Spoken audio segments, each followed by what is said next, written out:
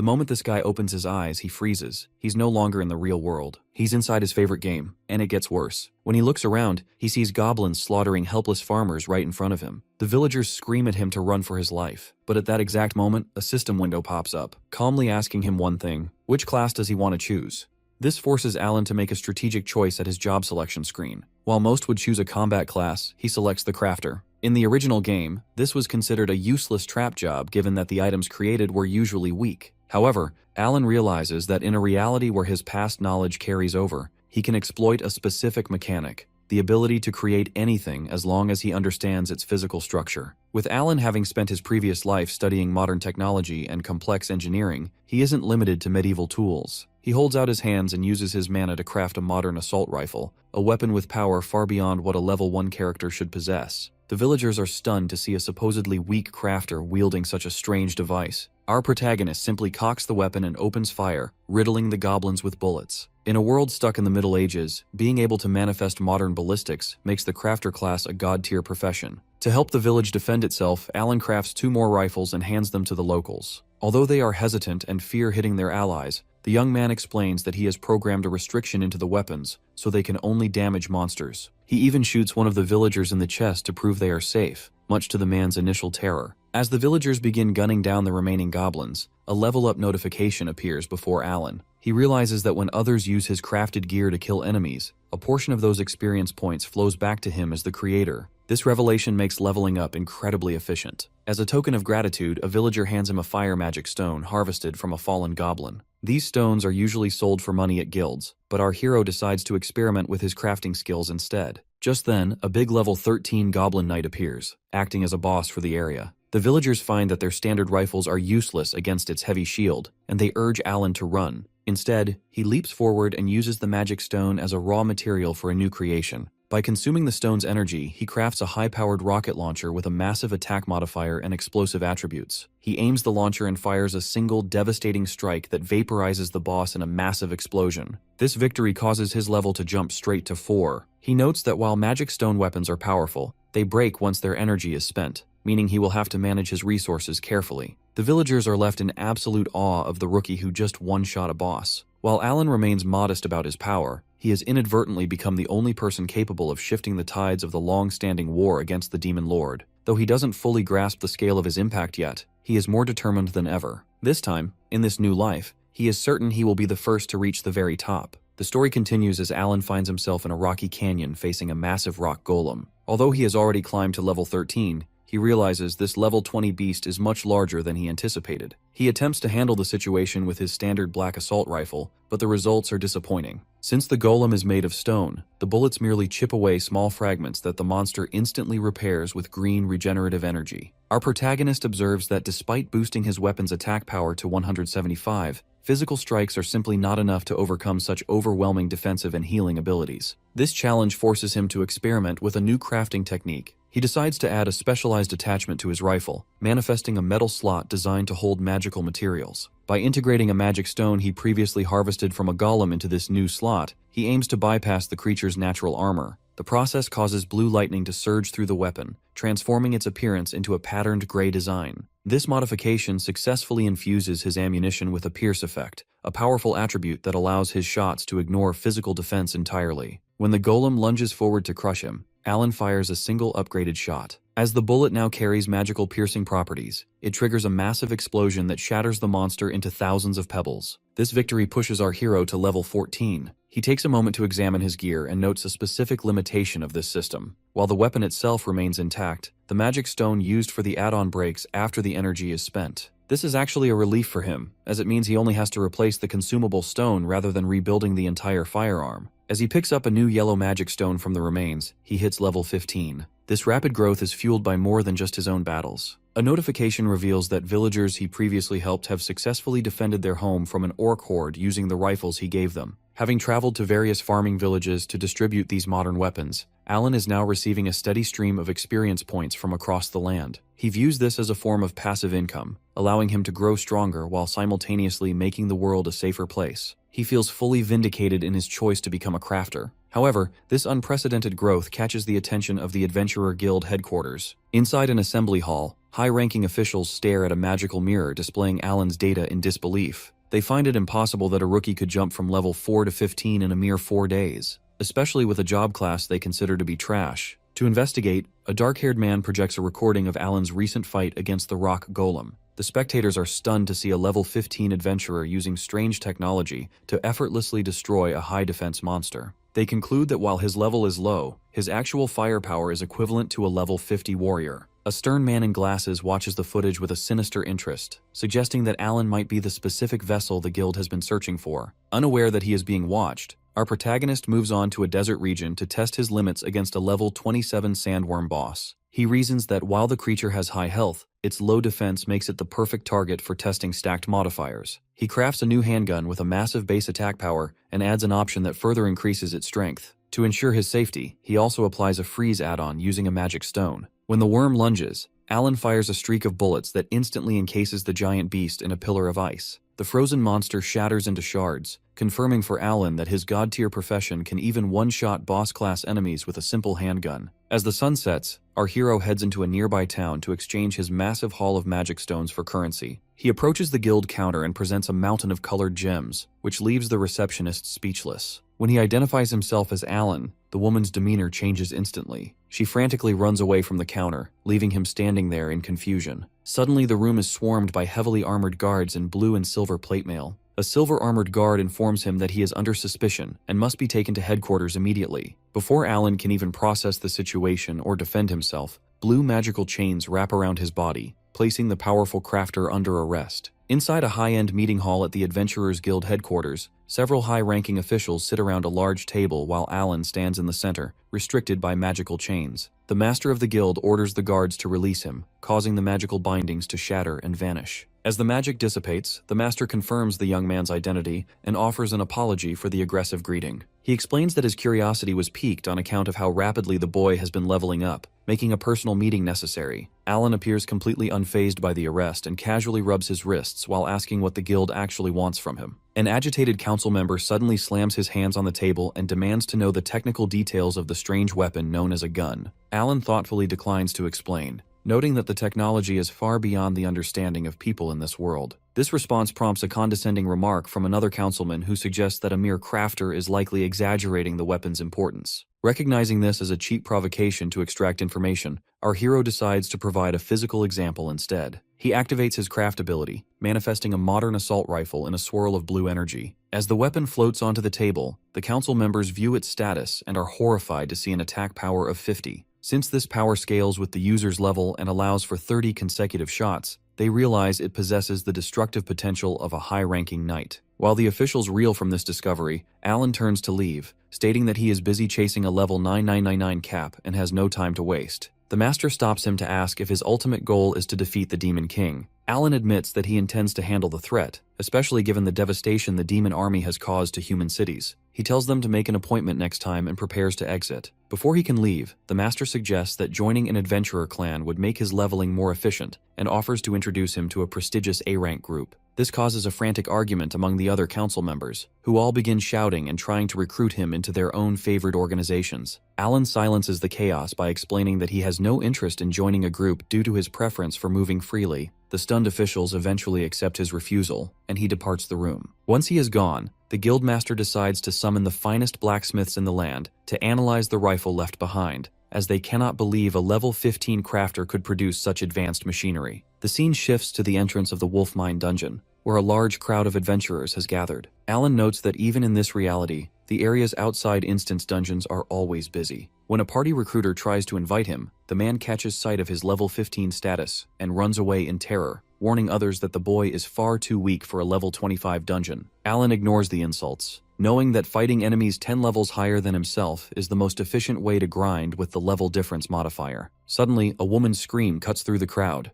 A high-level swordsman named Lucas has cornered a priestess named Emma and is trying to force her into his party. The surrounding adventurers whisper in fear, acknowledging that Lucas is a notorious bully who uses his level 65 status to prey on women inside dungeons. When Emma tries to refuse, Lucas and his thugs become even more aggressive. To stop the harassment, Alan uses his craft ability to manifest a giant bronze hand from the ground, which slams Lucas into the dirt. Our hero casually walks past the trembling girl, claiming the bronze statue was just a misfire during a distance crafting test. This infuriates Lucas, who springs up with a red face and draws a massive broadsword to kill the person who embarrassed him. However, following his realization that Alan is only level 15, the swordsman decides that killing such a weak opponent would ruin his reputation and sheathes his weapon. As our protagonist tries to walk away with Emma, Lucas blocks their path to the dungeon. He proposes a time attack contest to see who can clear the dungeon faster, declaring that if he wins, he will beat Alan's face in and take Emma as his prize. Despite the girl's protest that the match is unfair, our hero sighs and accepts the challenge. He tells Lucas that he doesn't even care about a reward for winning, as defeating a small fry like him wouldn't amount to much anyway. This blunt insult leaves the swordsman paralyzed with rage, viewing Alan as an arrogant fool who doesn't understand the massive gap in their power. Later, at the Wolf Mine dungeon entrance, the atmosphere is tense on account of the massive level gap facing Alan. Emma gazes at Alan with deep concern since he is only level 15, while the recommended strength for this cavern is level 25. Our boy remains completely unfazed, explaining that he planned to hunt here from the very beginning. As they walk toward the blue portal, Lucas mockingly suggests that a solo player like Alan should recruit some scrubs to help him. Our protagonist pauses just long enough to deliver a stinging insult, pointing out that for a level 65, Lucas certainly seems unable to do anything without a flock of followers. This observation leaves the swordsman in a state of pure rage while the young crafter dismissively waves him off and continues toward the entrance. Emma is determined not to let Alan face the danger alone, so she sends a digital party invitation his way. Although he initially hovers his finger over the decline button with a tired expression, she desperately clings to his arm and pleads to accompany him. She feels responsible for the current situation and refuses to let him go solo. Recognizing her stubbornness, the guy sighs and finally accepts the request. As they prepare to enter, Lucas shouts a final malicious comment, revealing his dark intentions to cause trouble for Emma later. Unfazed, our protagonist checks the dungeon records and notes that the all-time fastest clear is just over 19 minutes. He feels confident that he can shatter this record with ease. Upon entering the dark, fleshy halls of the mine, the pair is immediately swarmed by high-level bats, caterpillars, and undead warriors. The sheer number of monsters terrifies Emma, as she believes they have no hope of breaking through. Alan views the horde as nothing more than a flock of scrubs and tells his companion to put away her useless staff. Given that she is now part of his party, he decides she needs to fight properly. He activates his craft ability, manifesting a pair of submachine guns directly into her hands. Emma is stunned by the weapon's massive attack power, but Alan explains that these guns are a technology only he can manifest. He instructs her on the simple logic of pulling the trigger and begins tearing through the monster mob with his own rifles. While Emma begins firing, she quickly becomes overwhelmed by the intense recoil he purposely built into the weapons. Our protagonist explains that with the enemies being so densely packed, she will hit something even if she just sprays bullets randomly. He urges her to stop chatting so they can rush straight to the boss. Meanwhile, in another part of the mine, Lucas and his party have cleared their own path. A companion points out that Lucas purposefully provoked Alan as this dungeon spawns a special additional boss for first-time challengers. The swordsman grins maliciously, hoping the newbie is killed by the encounter so he can feel vindicated for the earlier embarrassment. On the other side of the dungeon, Alan and Emma reach the stone doors of the deepest chamber in less than 10 minutes. Our hero deadpans that they could have finished twice as fast if Emma hadn't triggered so many traps along the way. While he has gained 3 levels from the trek, Emma has only gained 1. Leading Alan to realize that his passive income from the farmers provides far more experience than standard dungeoneering. Emma is now eager to finish the time attack and urges him forward. As the doors grind open, 2 massive figures emerge from the purple mist instead of 1. They are faced with both the Queen and King Werewolf, a dual boss encounter reserved for first-timers. The werewolves lunge forward with incredible speed, causing Alan to realize that these monsters are the worst possible matchup for guns due to their high evasion. He instructs Emma to provide suppressive fire to buy him some time. Even though she fires rapidly, the creatures move like blurs and dodge every single shot. The enemies split up to flank them, forcing our hero to divide their targets. He takes on the king and leaves the queen to Emma, despite her panicked protests that she can't hit a moving target. The queen werewolf lunges through the air with her claws extended toward the cowering priestess, but this is exactly what Alan expected to happen. He remains perfectly calm and clenches his fist as energy pixelates around his hand,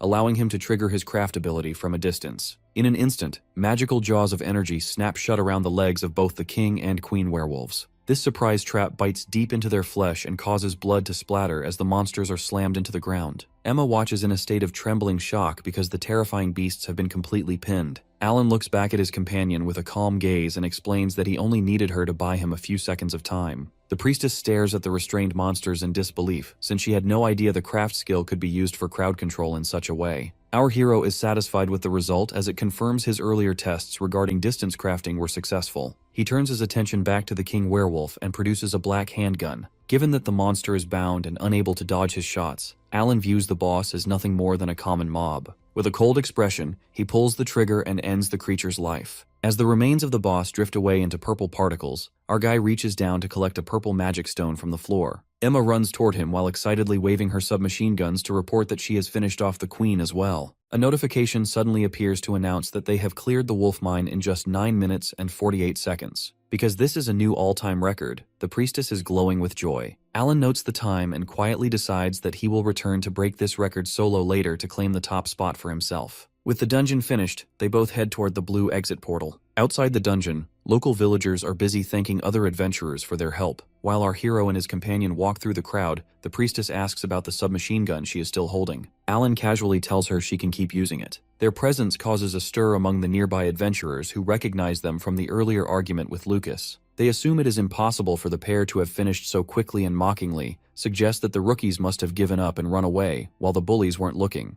Our boy stops and looks back sharply to correct them, stating plainly that they have already cleared the dungeon. This claim causes the other adventurers to laugh because they think he is telling a transparent lie to save face. They even offer not to tell Lucas about their supposed cowardice if he will just be honest. Alan remains unfazed and tells them to check the record crystal behind them, as their names should now be at the top. The skeptics think this is a joke since a level 15 crafter shouldn't even meet the level requirement for the area, let alone set a world record. When one man finally touches the crystal, his eyes widen as the official ranking is displayed. The crowd is frozen in shock to see that Alan and Emma have indeed set a record of 9 minutes and 48 seconds. They cannot comprehend how a supposedly weak class achieved something that took everyone else much longer. Our hero provides a hint by manifesting multiple guns in the air and explaining that his unique weapons are the answer to their confusion. One adventurer examines the submachine gun and is overwhelmed to see an attack power of 153, which is incredibly high for their level. Emma happily demonstrates how easy the weapon is to use by mimicking the firing action, while the crowd grows increasingly frantic to see the gear for themselves. As Alan walks away to avoid wasting more time, he passes a girl with long white hair and red clothing, who watches him with intense yellow eyes. She remains silent as he disappears into the distance.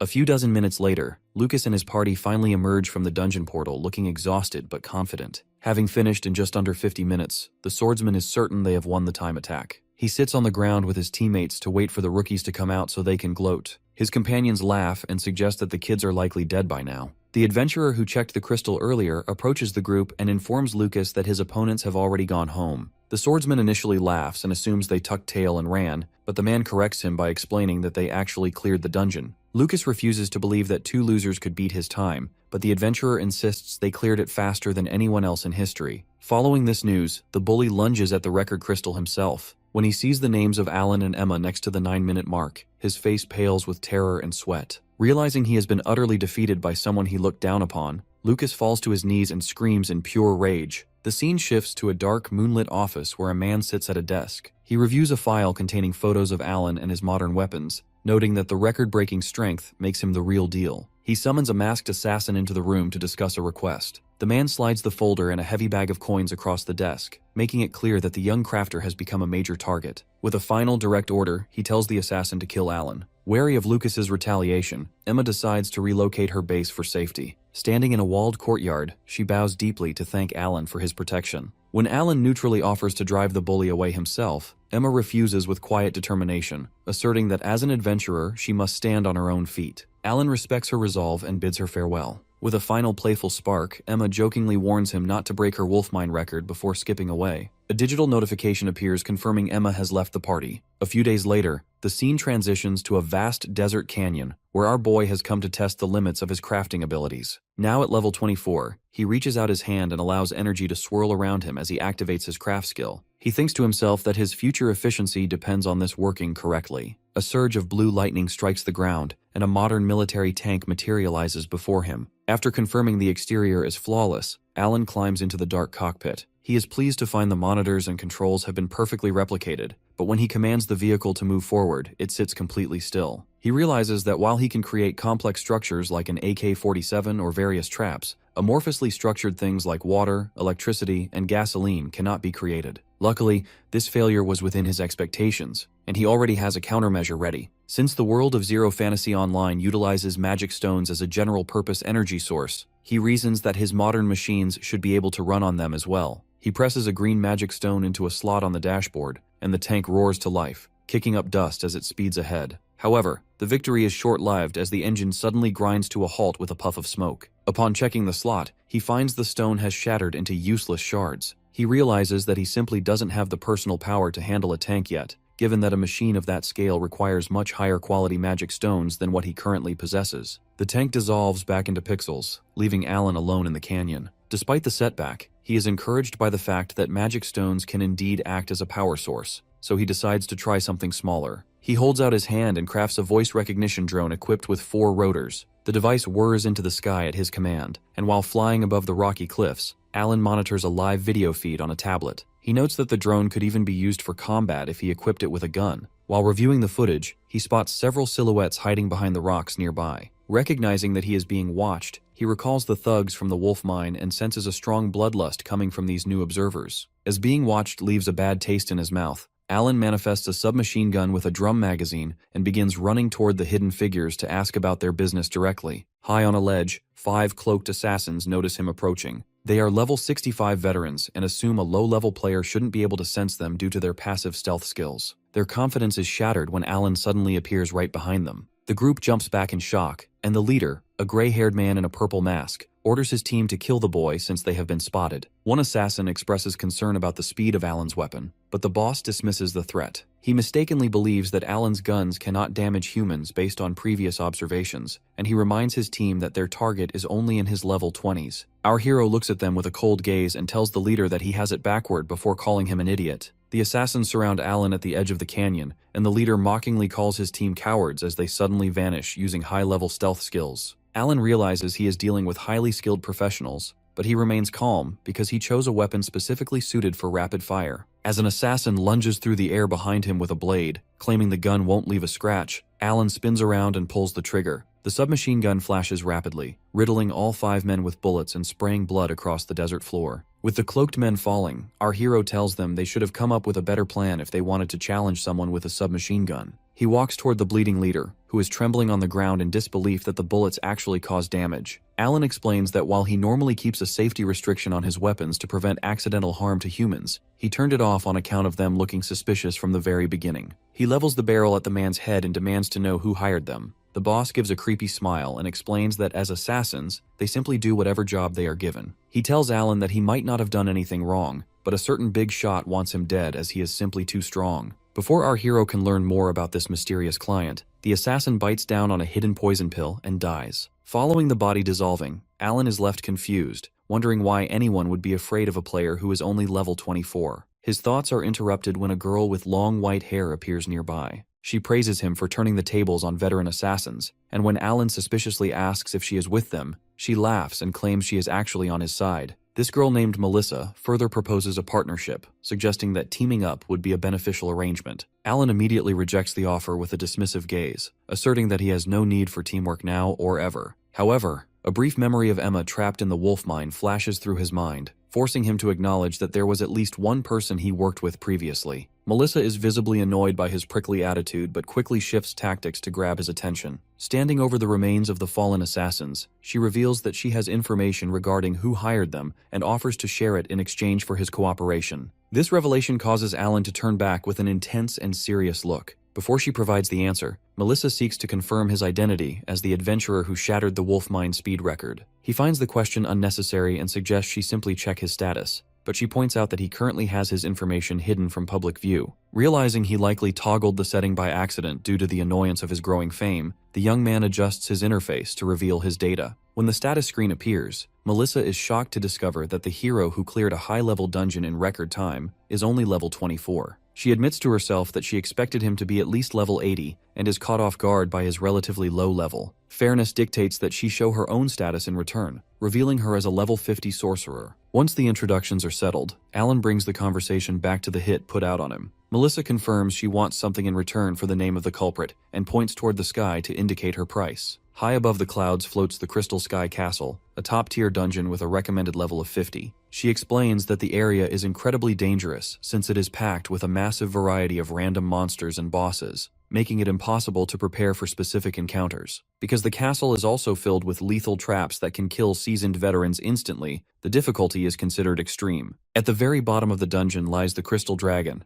a boss in a completely different league than anything else. The sorcerer specifically wants Alan to help her retrieve the Jade Dragon Orb, a top-tier material dropped by the final boss. While she secretly doubts a level 24 player can survive such a place, our hero accepts the deal without a single moment of hesitation. This immediate agreement shocks Melissa, who wonders if he even heard her warnings about the level requirement and the danger. Alan casually dismisses her concerns, noting that he likely knows more about the dungeon than she does. Privately, he reflects on having cleared the castle countless times in his past life. He decides to play along simply as he needs to eliminate whoever is targeting him, so he can get back to his grind without interference. As they prepare to move out, Melissa stops him to explain a major logistical hurdle. With the castle being at an extreme altitude, adventurers usually have to submit a government application to undergo a teleportation rite. Alan realizes this is the equivalent of talking to a teleportation NPC in the original game. Unfortunately, the rite has a strict level requirement, meaning players below level 40 are locked out. Given that he is only level 24, Melissa believes they are stuck. She further argues that a party of 2 is insufficient,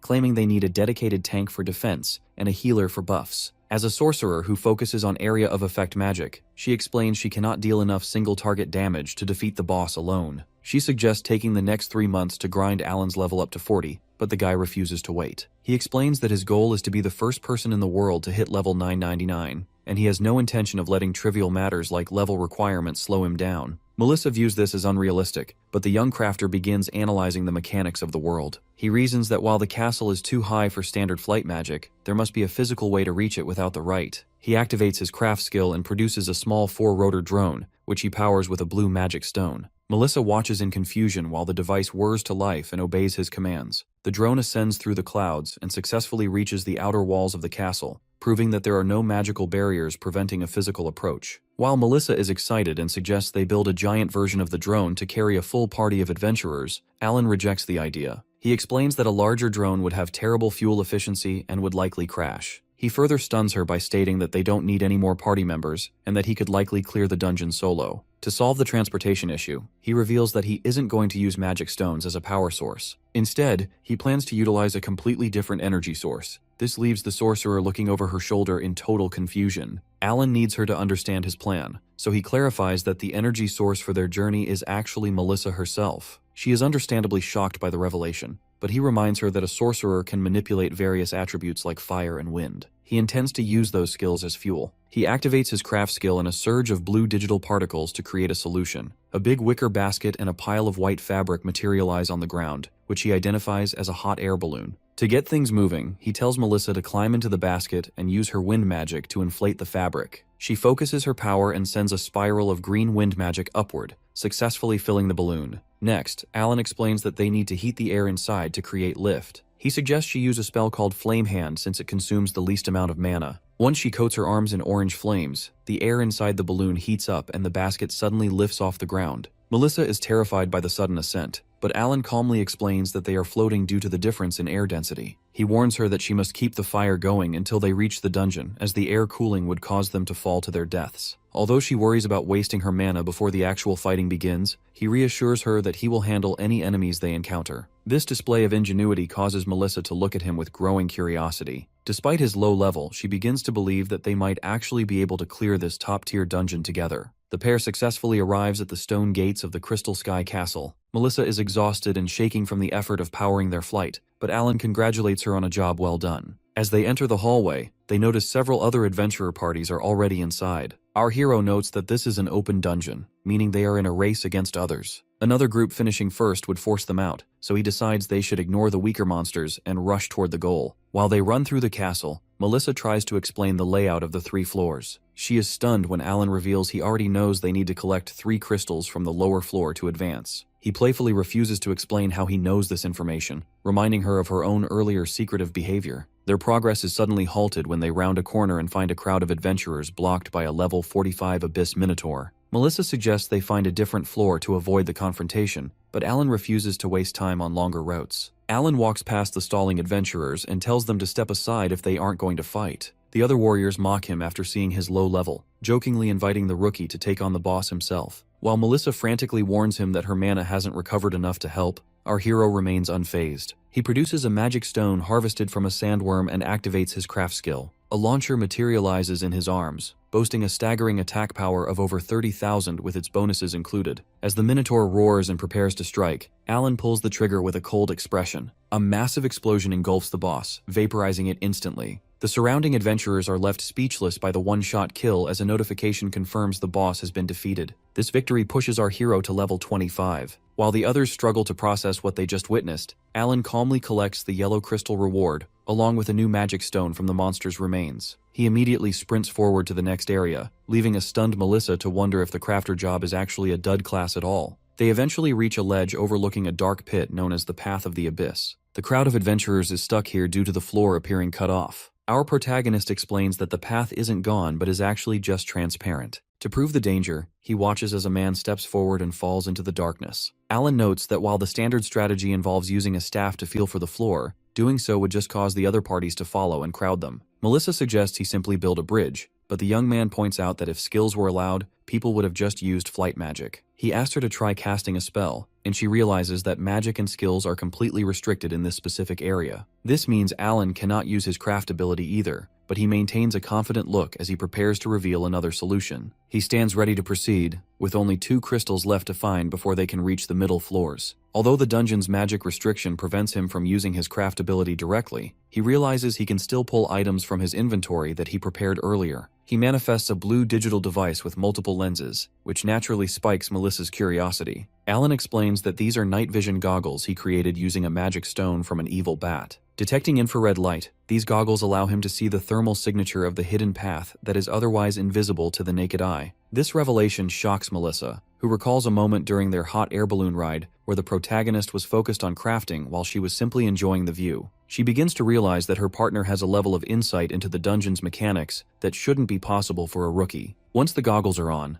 the world transforms into a green, translucent maze in Alan's vision, showing him exactly where the floor is. To save time and ensure they don't fall, he suddenly scoops Melissa up into a princess carry. While she panics at the sudden physical contact, he tells her to stay quiet so she doesn't bite her tongue. He then sprints directly into the empty air, running across the invisible path at high speed. The other adventurers on the platform can only watch in total disbelief as a low-level player seemingly flies across the abyss. Melissa begs him to slow down, but Alan remains perfectly calm until they land safely on solid ground on the other side. They soon reach a fork in the hallway where the path splits. Our protagonist notes that while both ways eventually lead to a crystal, it is better to stay together to ensure Melissa's safety. He admits that if she dies, he loses his only source of information regarding the assassins who are targeting him. This logic prompts them to move toward the path of condemnation, a narrow bridge guarded by giant blood-stained scythes that swing back and forth. With the magic restriction lifted in this area, Alan produces a rifle and fires several high-powered shots, shattering the traps into pieces. Melissa is relieved to see that her own magic is also available again, and they rush forward to the Room of Precipices. Standing before an impossibly high wall, the pair finds that the surface is covered in a purple, slippery slime that makes climbing impossible. Melissa suggests using the balloon again, but Alan explains that such a large device would be overkill for this specific hurdle. Instead, he activates his craft skill to manifest a vertical metal platform equipped with railings and a control panel. He introduces this as an elevator, a concept entirely foreign to Melissa. By pressing a single button, the platform carries them straight to the top, where they successfully claim the second crystal. The search for the final crystal leads them to the Room of the Poison Swamp, a cavern filled with a green lake of toxic water. Melissa expects another mysterious invention, but she is slightly disappointed when Alan simply crafts a basic wooden rowing boat. He explains that a simple solution is best for a simple problem, but he leaves out the oars on purpose. This forces Melissa to act as the engine, using her wind magic to create a vortex that propels the boat across the toxic lake. While she feels the burden of the work is a bit lopsided, they quickly reach the pedestal and obtain the third and final crystal. As they finish the floor, Melissa reflects on how easy the journey has been. While Alan attributes their success to the crafter job being the strongest profession, the sorcerer realizes the truth is that the man himself is the one who is exceptional. She watches him walk away, convinced that she is witnessing the rise of an adventurer who will eventually make history. A few minutes later, they arrive at the transfer room. Alan inserts the 3 glowing crystals into a central pedestal, triggering a teleportation rite that sends them to the middle floors. They arrive in a blue-lit hall facing a swirling dark blue portal. Our hero observes that the layout is strange, as it feels like a dungeon within a dungeon, comparing it to a Matryoshka doll. When Melissa asks what that is, he promises to craft one for her after they conquer the castle. However, before they can step through the final portal, Melissa's expression turns serious. She stops him and places her hand over her chest, looking him directly in the eye to propose a match between them before they go any further. Since she has gathered intelligence on the middle floors, she understands that the first section consists of a dark chamber filled with a massive swarm of weak monsters. Since the dungeon records the number of kills during this battle, she confidently suggests a competition to see who can take down the most enemies.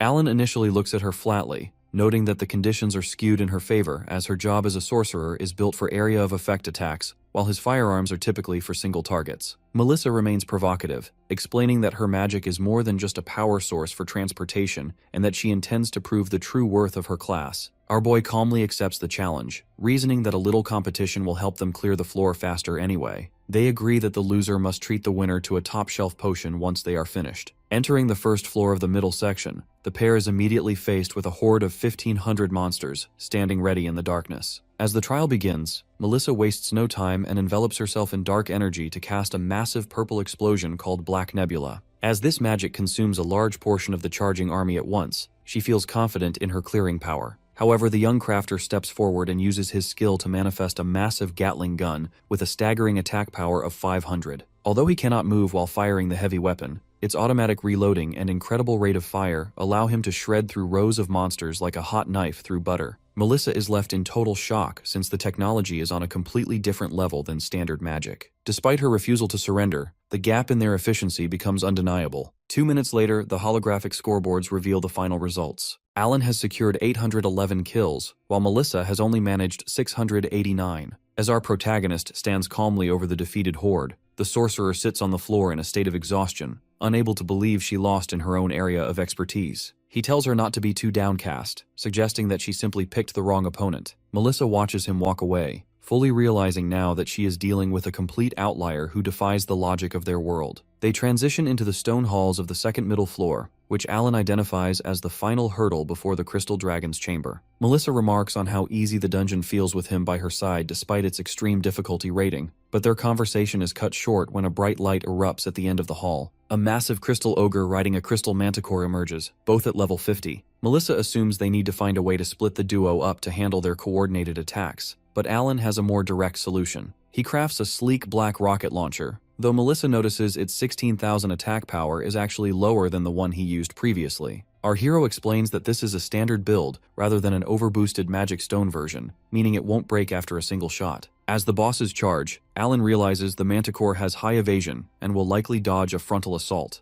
This forces him to change tactics, so he instructs Melissa to freeze the ground with her ice magic. Once the stone floor becomes slick with ice, the charging beast is forced to leap into the air to maintain its momentum. This is exactly what our boy wanted, as a creature without wings has no mobility once it is suspended in midair. He aims for a direct hit to end the fight instantly, but the ogre performs an impossible maneuver by using the manticore's back as a stepping stone to launch itself even higher. The rocket vaporizes the manticore in a massive explosion, but the ogre remains unharmed and begins descending from the ceiling with its club raised. Our protagonist is caught off guard by a movement pattern that shouldn't exist in the game's logic. As the ogre's shadow covers him, Melissa panics knowing Alan is only level 25 and lacks any defensive armor. She realizes that a single hit from a level 50 boss will kill him instantly. In a desperate attempt to save him, she sprints forward, hoping to take the blow in his place, but she quickly realizes with horror that she isn't going to make it in time. Melissa reaches out in a state of total panic, screaming Alan's name as the crystal ogre descends with its massive club. The beast is putting the full weight of its strength into a strike meant to end the fight. Despite the looming threat, our boy stands his ground and aims a handgun directly upward at the monster. He remains perfectly calm and calculating, noting that while the ogre unexpectedly used the manticore as a springboard to evade his first shot, the current scenario is still within his predictions. An explosion suddenly fills the area, followed by a digital notification indicating that his weapon is reloading. Alan stands in confidence because he had already factored this specific timing into his plan. A second massive explosion of fire erupts, forcing Melissa to shield her eyes from the intensity of the blast. As the smoke clears, a badge appears to confirm Alan has reached level 26. He takes a breath of relief, as the outcome is exactly what he anticipated. Melissa looks at him with wide eyes, stunned that he was able to fire again when she thought he had run out of ammunition. Alan explains that his rocket launcher features an auto-reload function that triggers the moment the ammo count hits 0. He admits to her that the situation was actually quite dangerous, noting that if the reload hadn't finished in time, he would have died. While Melissa finds him unusually calm for someone who just faced death, the young crafter explains that he simply moves with composure because he already accounted for the second shot before the battle even began. After picking up a purple magic stone from the remains, he sets his sights on their final objective, the crystal dragon. Melissa watches him, thinking about how she has seen many strong adventurers, but none who possess his level of absolute confidence. She realizes this unique strength is exactly why high-ranking figures are targeting his life. The pair eventually arrives at the upper floors of the castle, standing before a giant ornate golden door. While Melissa prepares for a final battle behind that gate, Alan stops her and points out that the door is just for show. He explains that this floor utilizes a portal system similar to the middle floors, and since the portal isn't visible, it means someone else is already inside challenging the boss. This news stresses Melissa out, as she fears they will have to start over if another party clears the dungeon first. Our hero tells her that panicking is useless and suggests they sit down to formulate a strategy while they wait. He warns her that the Crystal Dragon is an epic-class monster, which is a grade even higher than a standard boss. These creatures possess unique traits, and in the dragon's case, it has a damage cap that negates any power exceeding a certain limit. This makes Alan's overwhelming firepower less effective, forcing them to rely on a specific plan. He instructs Melissa to focus on wiping out the endless waves of minor enemies that will spawn, while he handles the boss and its instant kill attack. Suddenly, the blue portal on the wall activates, signaling that the previous party's battle is over. Alan deduces that the other adventurers were likely annihilated, as escaping the boss room is impossible once the fight begins. Although Melissa is nervous about the prospect of facing an enemy that just wiped out a skilled team, our boy reassures her that they will win if they stick to the strategy. As they step through the portal together, he reminds himself that he cannot afford to die until he becomes the first person to reach the level cap. They emerge into a massive coliseum-like arena filled with the bodies of fallen adventurers. Before they can dwell on the sight, dark energy erupts from the ground and the colossal crystal dragon appears, roaring with immense pressure. As blue-skinned minions surround them, Alan tells Melissa not to let the pressure get to her. He materializes a massive Gatling gun and begins shredding through the air with rapid-fire bullets. He knows that while the damage cap is a problem for single heavy strikes, the high volume of shots from a Gatling gun is the perfect counter. Melissa watches in awe as Alan suppresses the epic-class boss, and she begins casting her own magic to clear out the mobs. However, the momentum shifts when Alan's gun makes a clicking sound, indicating he is out of ammo. The crystal dragon seizes the opening and flies into the air to prepare its instant kill attack, the Black Death Flame. As purple energy gathers in the dragon's maw, Alan shouts for Melissa to get back. He leaps forward and uses his craft ability to manifest a massive fire-resistant metal shield directly from the ground. Huddled behind the freestanding barrier, Alan explains that they can survive the instant kill move as long as they avoid direct contact with the flames. He waits for his gun to finish reloading so they can counterattack. Unfortunately, the plan goes awry when cracks begin to form on the shield's surface. Our boy looks on in disbelief, realizing the shield's durability is insufficient to hold back the dragon's power. The barrier shatters into fragments, throwing both of them backward as the dragon continues its assault. Refusing to die in such a place, Alan's eyes fill with rage. He reaches out his hand as massive bolts of energy explode around him, activating his craft skill with a final, desperate surge of power. As the skill activation completes, Alan is holding a red metal cylinder, which leaves Melissa looking on in complete bewilderment. She demands to know what the strange object is, and he calmly identifies it as a modern fire extinguisher. He explains to himself that a fire extinguisher was the most logical tool to manifest for this specific crisis. To ensure it could handle a high-level threat, he fused the device with a magic stone from a crystal ogre. Although he is uncertain if a household tool can stop a monster, the young man bets everything on his ability and sprints toward the dragon's energy blast. He points the nozzle forward and releases a massive surge of pressurized white foam. This spray clashes head-on with the flames, creating a shockwave that completely swallows the dragon's breath. Melissa is stunned to see an epic-grade instant death attack neutralized by such a bizarre device. While his companion stares in awe, Alan casually tosses the extinguisher aside and explains that it isn't a weapon, but simply a tool for its intended purpose. Now that the immediate danger has passed, our protagonist grabs the reloaded heavy Gatling gun again and declares it is time for a counterattack. He pulls the trigger, unleashing a rapid barrage of bullets that causes the dragon's health to drop rapidly. Seeing the strategy is working, Melissa runs forward to join him. He shouts for her to ignore the smaller monsters so they can focus all their power on the boss. Melissa coordinates her magic with his gunfire, causing the crystal dragon's health bar to hit 0 and the beast to shatter into particles. A system notification confirms the dragon has been slain, rewarding our boy with a jump to level 27 and Melissa to level 51. As the arena falls quiet, Melissa notices that Alan seems remarkably unfazed despite the close call they just had. The young man dismisses the comment, stating that winning is the only thing that matters before picking up a new magic stone from the floor. When Melissa asks about the Jade Dragon Orb, he points to a stone treasure chest that appeared after the boss died. He explains the mechanics of dungeon rewards and watches as Melissa opens the chest to find a red, pulsating heart-shaped artifact. Just as the sorcerer reaches for the prize, Alan's demeanor shifts. He draws a handgun and points it directly at her head with a dark expression. He warns her that once she takes the orb, the dungeon will automatically warp them outside, and he hasn't forgotten the deal they made. He demands to know who sent the assassins after him before they leave. Melissa sighs and asks him to put the weapon away, promising to hold up her end of the bargain. After Alan lowers the gun, she reveals a frustrating truth.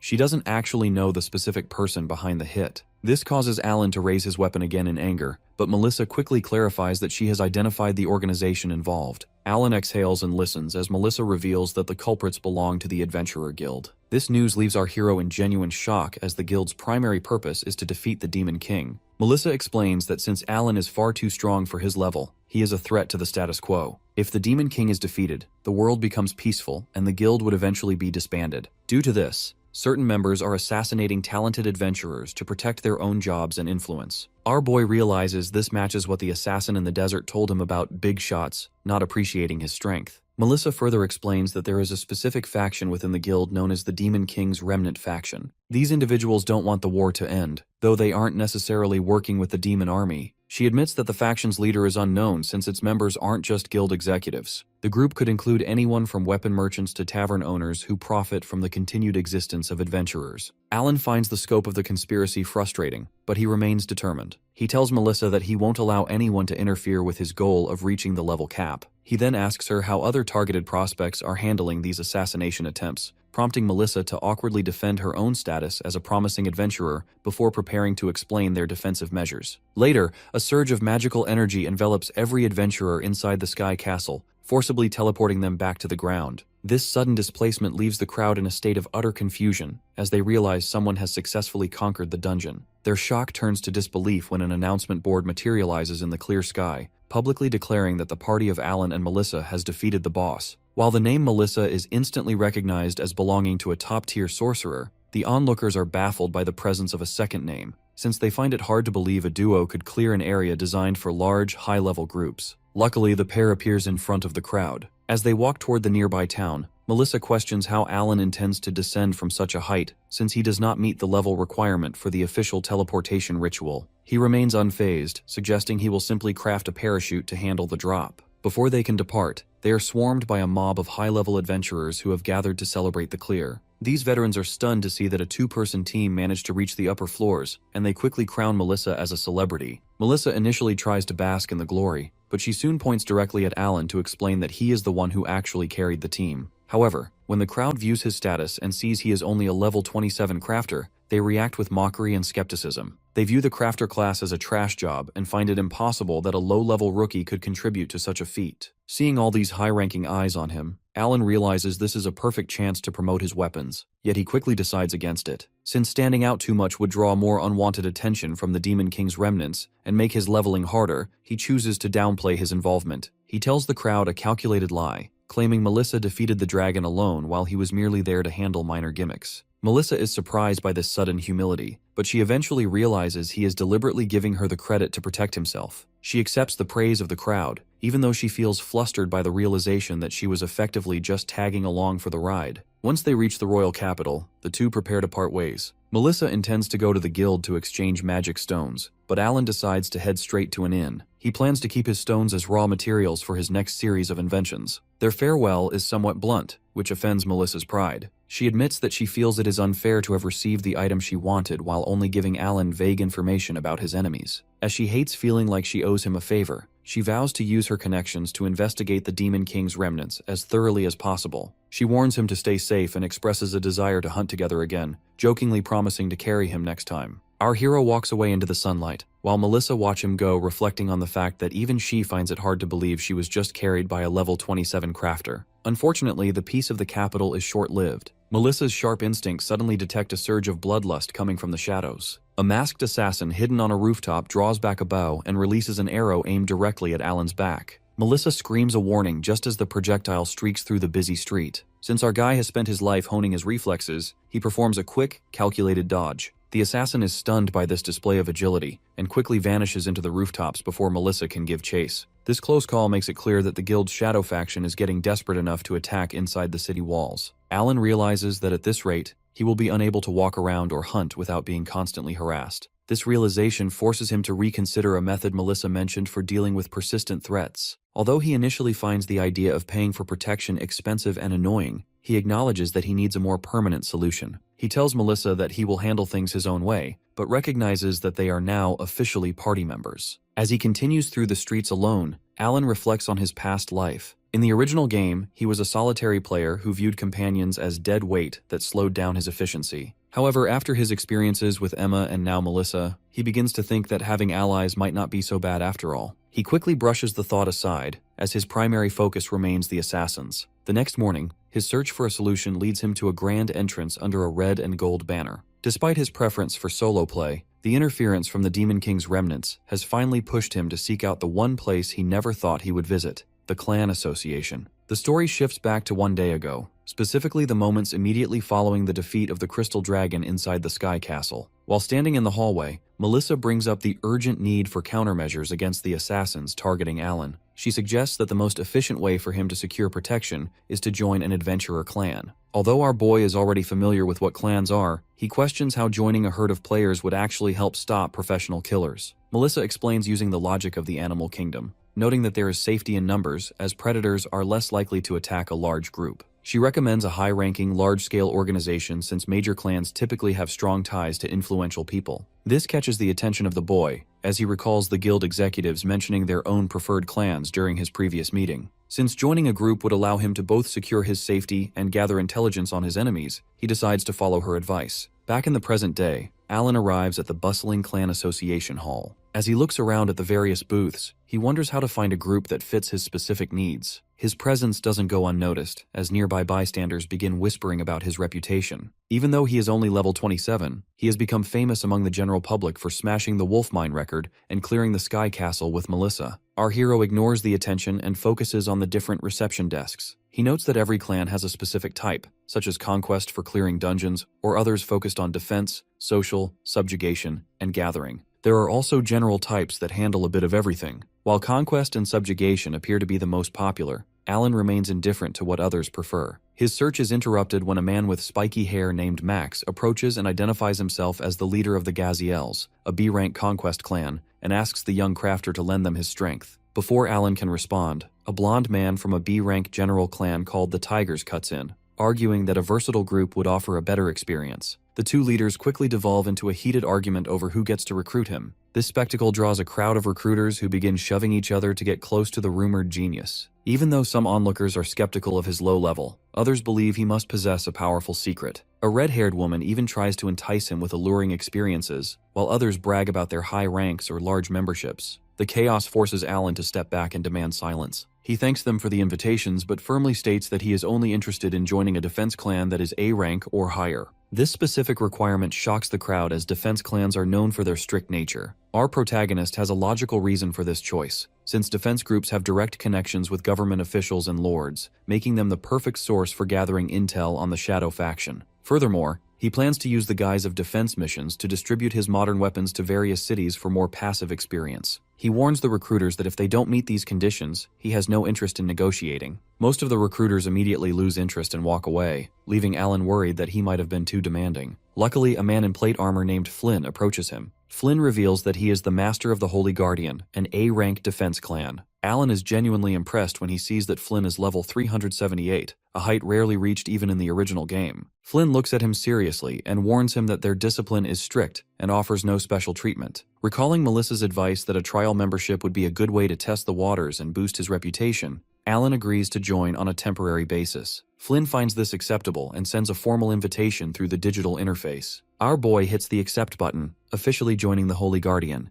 Flynn leads his new recruit to the clan's headquarters, which is a grand white mansion located in the capital. Once inside a quiet office, the leader begins explaining the operational rules of a defense-type clan. He confirms that their main duty is to intercept the Demon King's army at various settlements. However, Alan is disappointed to learn that they strictly operate in three-person parties composed of members with similar levels. This frustrates him, as being tied to a party of low-level players would significantly slow down his progress toward the level cap. Flynn further explains that Alan's current duties will be limited to patrolling the city until his level increases. This situation puts Alan in a difficult spot. Simple patrols offer no experience points, and walking the streets would leave him vulnerable to the same assassins who tried to kill him the day before. He realizes he cannot work under these restrictive conditions, but simply quitting won't solve the problem of the Shadow faction. He concludes that he must participate in high-level defense missions to stay safe and continue his growth. To solve this, Alan looks Flynn in the eye and makes a bold request to bypass the patrol phase. When Flynn insists on following the rules, the young crafter proposes a way to prove his strength. He challenges the high-level master to a duel, stating that if he wins, he must be granted a special exception to the rules. Flynn looks at him with a calm and slightly amused expression, admitting he admires the enthusiasm, but ultimately refuses the challenge. As there is no benefit in it for him, the master suggests that Alan simply participate in normal clan activities for a week before revisiting the conversation. Alan closes his eyes in resignation, deciding that further argument is pointless. He agrees to the terms but reminds himself that since this is only a trial membership, he is prepared to leave if the arrangement doesn't fit. The conversation is interrupted by a knock at the door, signaling the arrival of the group members Alan will be working with. Flynn introduces them as Naoki and Hina, a pair of lancers. Naoki is a level 55 adventurer who immediately greets the newcomer with a confident and energetic attitude, while Hina is a level 40 who offers a warm smile. Our boy is internally skeptical of the pairing since party members usually share similar levels, but Flynn explains that these two are the lowest ranked members of the A-rank clan. Naoki gets a closer look at Alan and mockingly questions if the rookie will be okay, noting that he looks incredibly weak. Hina tries to pull her partner back by his ear to apologize for the rudeness, but the tension only grows when the Lancers see Alan's status.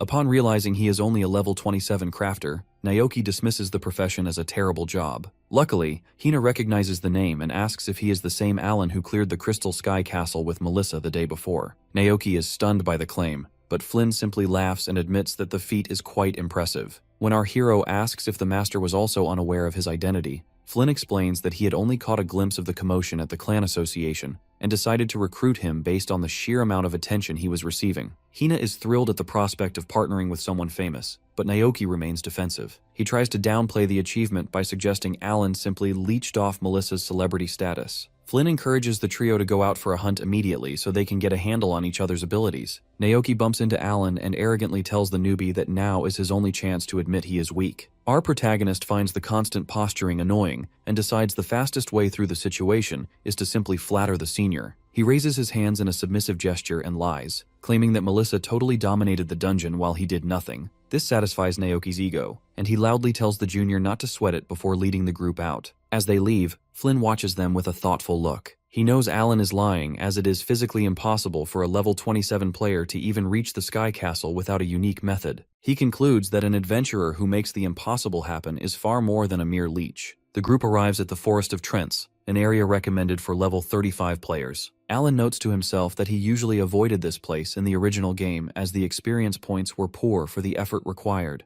Hina explains that the forest is filled with monsters called Trents that mimic ordinary trees, making them impossible to spot without detection skills. When our boy offers to craft some detection items to help, Naoki tells him not to underestimate them. However, Alan's sharp instincts allow him to sense a threat before the veterans do. He warns them to watch their left just as a level 35 Trent emerges with glowing red eyes. The group dodges the initial strike, and the two lancers quickly coordinate their movements. Alan watches them work, observing how typical adventurers fight through teamwork and spear techniques. Naoki grins and asks what the newbie thinks of their skill, and Alan neutrally responds that it isn't bad. This lukewarm praise infuriates Naoki, but Hina tells him to focus as they finish off the first monster. Suddenly, 3 more Trents emerge from the shadows and surround them. Naoki decides this is the perfect time for the rookie to prove himself, promising to back him up if things go wrong. Alan finds the offer reassuring and prepares to act. Blue energy appears around his palm as he activates his craft skill. In an instant, a black Gatling gun materializes in his hands, leaving his partners in total shock. Alan reasons that while he could craft a thermal scope to identify the hidden enemies, it is much faster to simply mow down the entire area. He pulls the trigger, and the forest is filled with the flames of gunfires. The sheer volume of the barrage levels the trees and vaporizes the monsters instantly. As the dust clears, Alan stands with his smoking weapon and calmly tells his senior that he managed to handle the situation. Hina is in awe of the destruction, while Naoki is pale with terror, though he still tries to act tough by calling it a decent job for a beginner. The victory is cut short when Alan senses someone else in the darkness. A man emerges from the trees with a maniacal smile. It is Lucas, the bully from the earlier dungeon, and he makes it clear he has finally tracked Alan down for a confrontation. Our protagonist simply looks back at his old rival with a completely uninterested expression. When Alan honestly asks who he is, Lucas begins shaking with rage, screaming at the top of his lungs. He is desperate for recognition, reminding the group that Alan embarrassed him back at the wolf mine. Our protagonist remains calm, logically questioning how breaking a record is supposed to be embarrassing for someone else. This dismissive attitude causes Naoki and Hina to watch from the sidelines, feeling unsettled by the man's frightening behavior. To prove his superiority, Lucas displays a status box showing he has reached level 73. Alan observes this and realizes that Lucas has leveled up 8 times in just 1 week. He notes that by the standards of this world, such growth is incredibly efficient. Lucas claims this effort was entirely for the purpose of defeating him, but our hero finds the idea of a fight pointless. He points out that they are not in an instance dungeon, so there is no way to compete over clear times. This forces Lucas to draw a sword,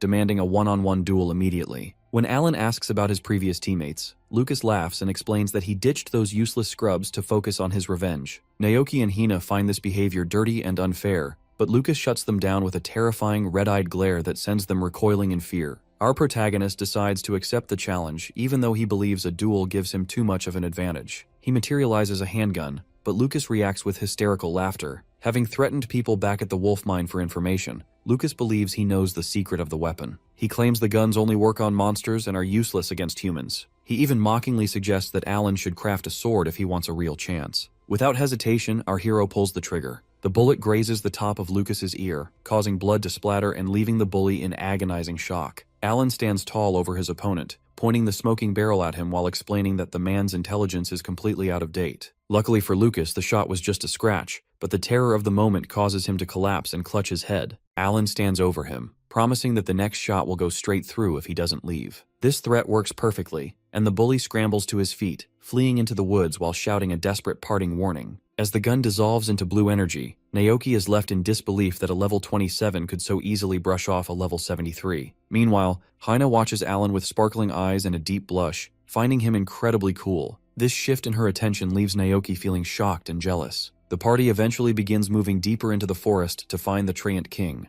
Hina skips along beside Alan, praising him for being so reliable and proving that crafters can be strong depending on the user. Alan notes that the job has many quirks but fits his personality perfectly. When he asks Hina why she chose to be a lancer, she begins to fidget and blush. This interaction causes Naoki to sweat with jealousy, fearing that the newcomer is going to steal his childhood friend away. To prevent further bonding, Naoki lunges between them and demands that Hina focus on the surroundings. He then grabs Alan and marches him away into the trees for a private meeting, leaving a confused Hina sitting on the ground. Once they are alone, Naoki reveals that the strategy meeting was just an excuse. He suddenly drops to his knees and bows his head to the ground, begging Alan to stay away from Hina. He confesses that he has deep romantic feelings for her, and that Alan's impressive performance is making it hard for him to stand out. Our boy lets out a long sigh of exhaustion, finding the drama to be a major pain. Since he has no interest in romance, he decides it is more efficient to help the two get together quickly so he can get back to his grind. He proposes a plan where he will pretend to struggle during the upcoming boss fight,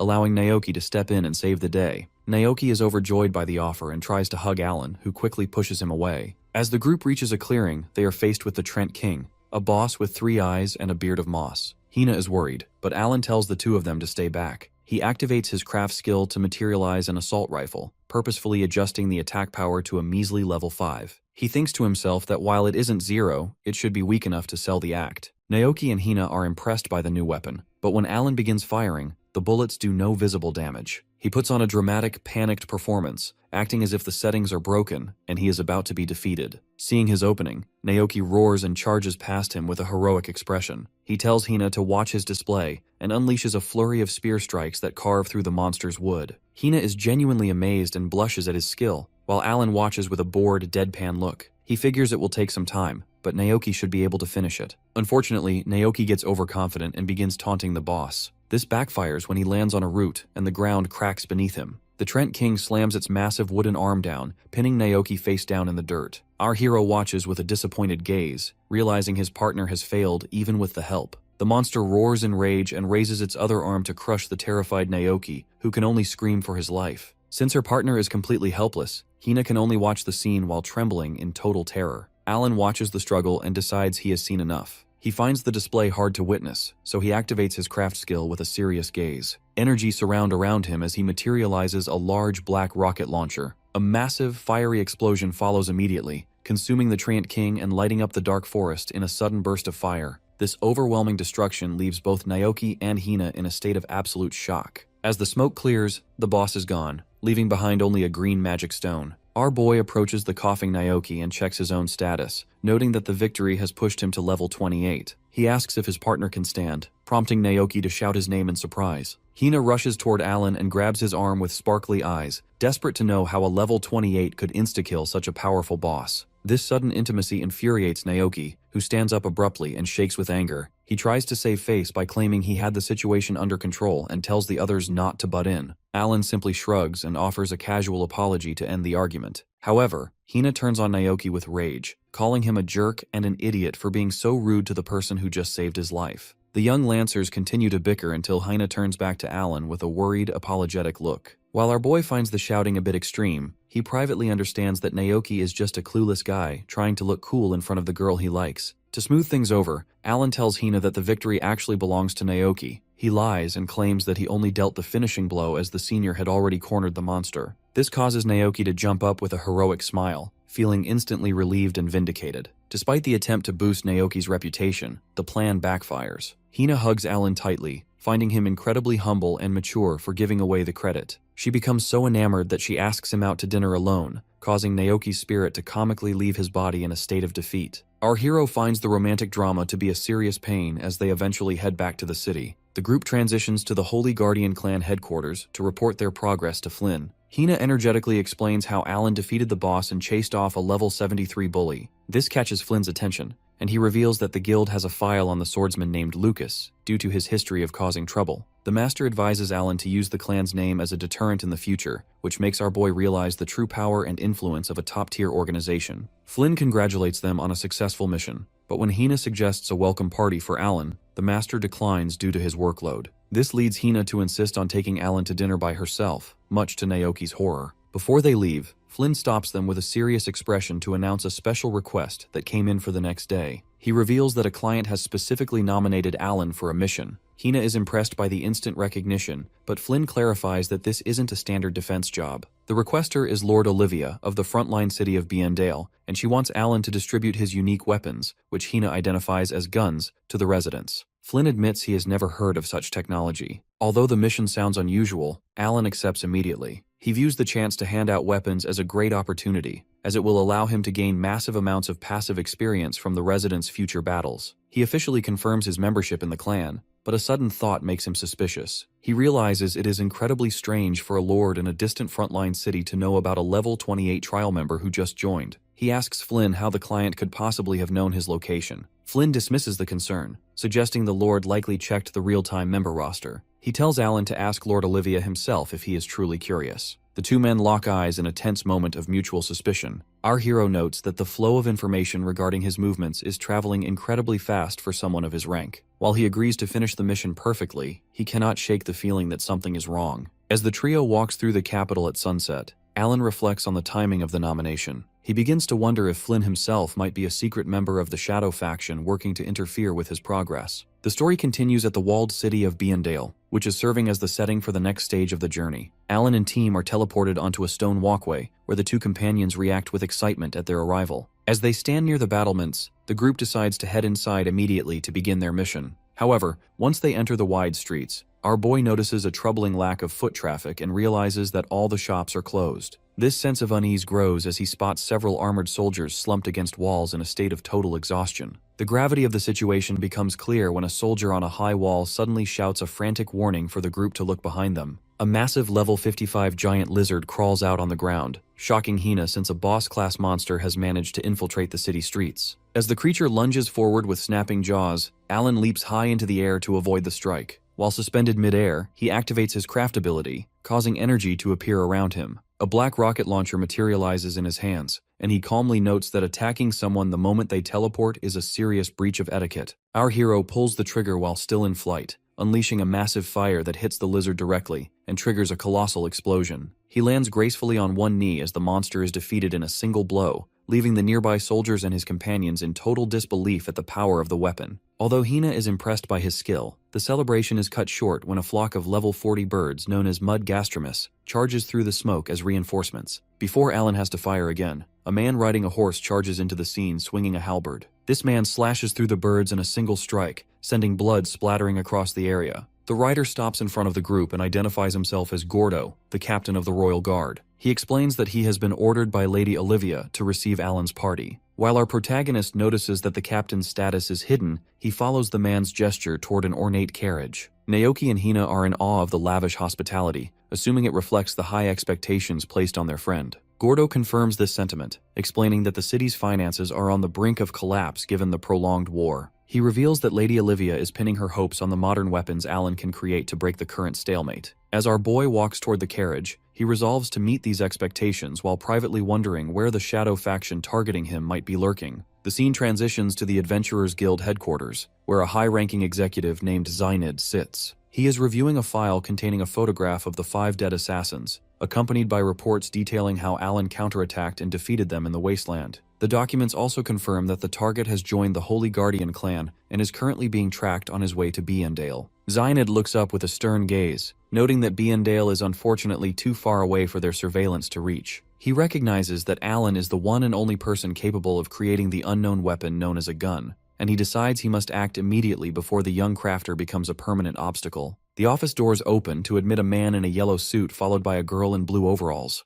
Zynid greets the newcomer as Hiroshi, the #1 crafter in the kingdom, who holds an impressive level of 175. While Hiroshi is a legend, Zynid is initially skeptical of the girl, as she is not the legendary blacksmith Benjamin he was expecting. The red-haired girl, Annette, confidently introduces herself as Benjamin's daughter and a level 13 blacksmith. She claims that her knowledge is a perfect match for her father's, and since Benjamin vouches for her, Zynid agrees to begin the briefing. Zynid places an AK-47 on the table, ordering the pair to analyze its structure. As they lean in, Annette is struck by the strange shape, while Hiroshi admits the physical object is much more complex than the footage he had seen. The master crafter picks up the rifle to examine its mechanics, noting its 30-round capacity and the fact that it becomes disabled for a few seconds during its automatic reload. Comparing it to a crossbow, Hiroshi pulls the trigger and unleashes a series of rapid fires that completely obliterate a training dummy. He laughs with delight at the incredible rate of fire, but both he and Annette assume the creator must be at an impossibly high level to manifest such a thing. Zynid maintains a cold expression and shatters their assumptions by revealing that Alan's level was only 15 when he crafted the weapon. This news leaves Hiroshi and Annette in total shock, as they find it hard to believe a rookie could achieve such results. Zynid insists it is a fact and commissions them to create a duplicate, explaining that even an inferior version would be useful as long as they understand the structure. Because the base power of a crafted weapon is influenced by the creator's level, Annette realizes that if Hiroshi makes a copy, the attack power will be over 10 times greater than Alan's original. Hiroshi breaks into a sinister grin, finding the effort worthwhile. With the analysis underway, Zynid reveals his ultimate plan to organize a dedicated crafter army to produce these guns, while coldly declaring that he will simply have Alan killed.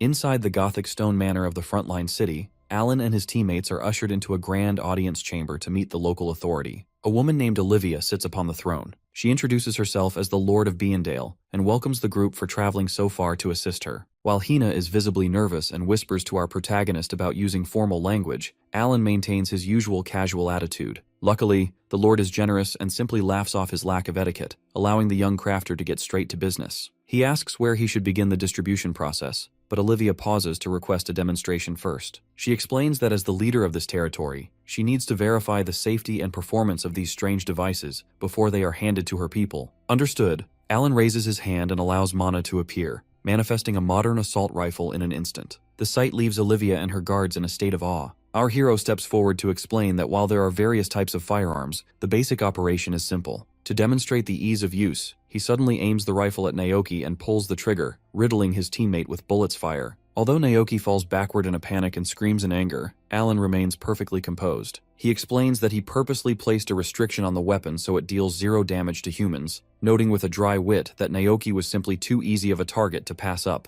Olivia is marvelously impressed by the display. Realizing that these weapons allow even ordinary residents to fight with minimal risk, she envisions her people firing from atop the city walls, which would significantly lighten the burden on her exhausted soldiers. However, Hina is concerned about why the Lord is involving civilians at all, as she assumes the professional defense clans should be enough. Olivia's expression turns solemn as she explains the harsh reality of their situation. Because the Demon Lord's army attacks several times a month, the city must maintain a permanent state of readiness. The maintenance costs for hiring multiple defense clans are enormous, and despite government subsidies, the city's finances are completely strained. Alan clarifies for a confused Hina that the city is essentially running out of money, making the rebuilding of the economy a pressing and urgent issue. Hina is impressed by our boy's vocabulary, which causes her to blush while Naoki grumbles in jealousy. Alan cuts the small talk short, noting that he can only craft 99 weapons at a time and wants to maximize his efficiency. Olivia directs them to a distribution point in the central plaza and receives the rifle Alan used for the demo as a personal gift. As the group is led away by a guard, Olivia and her captain Gordo stay behind to discuss the situation. They find it impossible to believe that a level 28 could produce gear with such high performance, leading them to suspect Alan has a secret trick. Olivia reflects on the guild executive's recent interest in the boy, noting that his base attack power is inexplicably high for someone without any gear or accessories. She looks out with a serious gaze, wondering if Alan might actually be the specific vessel destined to defeat the Demon Lord. The scene transitions to the central plaza, where residents are busy gathering around crates of black rifles and rocket launchers. While some are worried about their ability to use such advanced technology, the high stats on the gear give them a sense of hope. Meanwhile, the trio takes a break at a local tavern. Even while eating pizza, Alan's hand glows with blue mana as he continues to craft weapons in the background, a display of multitasking that Naoki finds incredible. Hina leans in to ask why he doesn't wear any accessories, pointing out that his firepower would grow even further if he boosted his base stats. Alan's current status shows an attack power of only 56, which makes Hina realize that his strength is already so high that gear seems unnecessary to him. Naoki is jealous of this indifference, but our hero corrects them. He explains that while he doesn't care about attack boosts, he is actually interested in defensive accessories that nullify poison, paralysis, or other status ailments. He reminds himself that unlike the game, dying here is permanent, so he needs to prioritize survival gear soon. This moment of reflection is suddenly shattered by a violent rumble that shakes the entire building. A soldier bursts through the tavern door in a state of pure panic, announcing that the Demon Lord's army has launched a fresh attack. While his teammates look on in shock, Alan remains calm, ready to see his weapons put to the ultimate test. Outside the towering walls of Biendale, a massive enemy horde stretches across the valley. High above on the battlements, Alan prepares a crowd of armed residents for battle, much to the confusion of a rival adventuring party nearby. A woman in a witch hat and a man in a brown vest mock the scene, assuming our boy and his teammates are low-level rookies. The young crafter ignores the insults to focus on training a resident to use a rocket launcher, explaining the simple mechanics of aiming and firing. While his partners cheer, the witch woman's condescending smile vanishes when she realizes they are actually members of the elite Holy Guardian clan. Despite this, the large man remains dismissive, labeling Alan and his friends as mere bottom feeders of a major organization. The witch woman continues her assessment and notes that the level 28 crafter is the one who truly bothers her. She finds it hard to believe a low-level player could be significant. Meanwhile, our protagonist surveys the staggering number of enemies below. He observes that the monsters are around level 50, making them a formidable threat for a standard defense. Luckily, the local captain in silver plate armor takes command and orders everyone to prepare for ranged attacks. As the residents line up their rocket launchers, the witch woman and a nearby archer prepare their own traditional magic and arrows. The captain yells at the top of his lungs to give the firing command. With Alan distributing high-powered weaponry, the resulting volley creates a series of massive muzzle flashes. A chain of colossal explosions rips through the opponent army at the base of the wall, instantly vaporizing half of the enemy forces. As smoke drifts across the battlements, Naoki and Hina cough in the haze, stunned by the sheer destructive power. This massive kill count triggers a level-up notification for our hero, pushing him from level 28 to 30. The captain stands at the edge of the wall in total shock, realizing that half the army was wiped out in a single moment. An excited resident approaches Alan to ask if they can use the weapons again,